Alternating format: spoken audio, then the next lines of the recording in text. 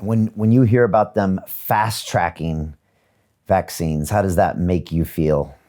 Terrified, absolutely terrified. Circumventing the laboratory testing, the animal testing, put it straight into humans. And then you see in one of the trials, I think the 20% serious adverse reaction rate in the high dose group in a perfectly healthy individual, someone who was precisely chosen because they were in such good health, has a serious adverse reaction. And they say, great.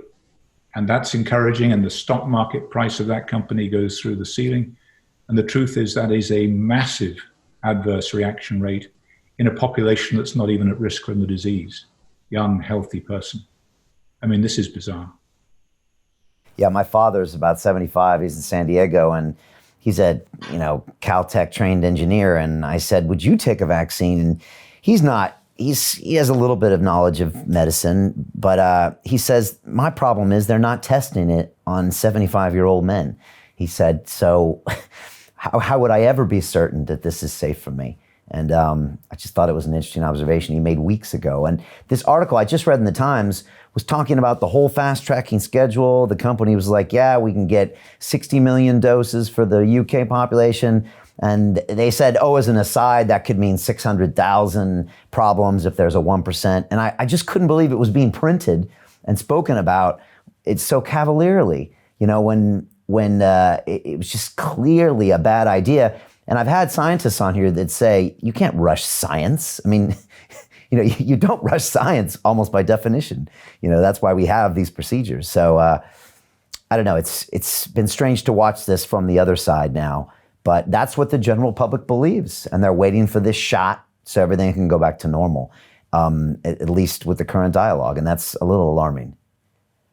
I think the thing that's come about largely through programs like yours is that the number of people now asking questions is so much greater than it was before. You may not have an opinion on vaccines and autism, for example, or you may be not of the belief that it's necessary, or you may even have felt that it was perfectly reasonable to mandate vaccines for children.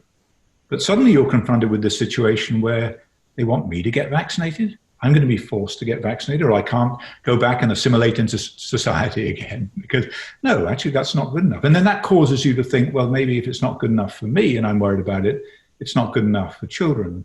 Let's go back and look at this in more detail.